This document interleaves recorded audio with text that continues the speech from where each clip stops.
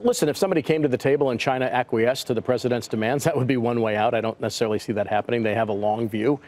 They still have, despite what some people are saying, some tools available to them to retaliate beyond tariffs, which would include a currency devaluation, no longer buying U.S. bonds, scuttling the negotiations between the United States and North Korea. They have some tools at their disposal, both large and small, that could create problems down the road. I see this whole experience, whether it's on the trade front, the geopolitical front, the political front around the world, as a slow-moving train wreck. And so I don't think the market would discount it in a way that in other situations would be more obvious, where there'd be a near-term impact that immediately affects the market. To me, this looks like it's going to play out over a period of time and may just restrain stocks, if not drive them down. Jack, what is your response to what Ron just said? And does that color the fact that you seem to favor smaller cap stocks over large multinationals right now?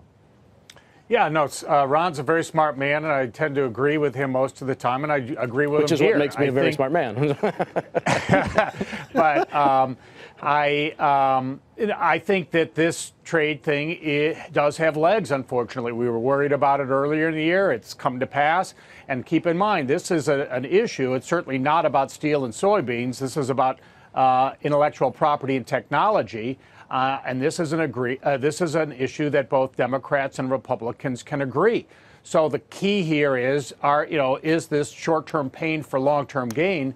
First of all, how severe is this pain, and how short-term will it actually be? So the good news is, as you mentioned, we're coming into earnings season with a running head start. We got 20% earnings growth this quarter. We're likely to get 20% earnings growth next quarter, and we could even get over 20% earnings growth beyond that. And the interesting thing is the stock market's not moving very much. I would call what we're in is a stealth correction, which is probably one of the best corrections we could possibly have, where we just tread water sideways and let fundamentals catch up. Hey there, thanks for checking out CNBC on YouTube. Be sure to subscribe to stay up to date on all of the day's biggest stories. You can also click on any of the videos around me to watch the latest from CNBC. Thanks for watching.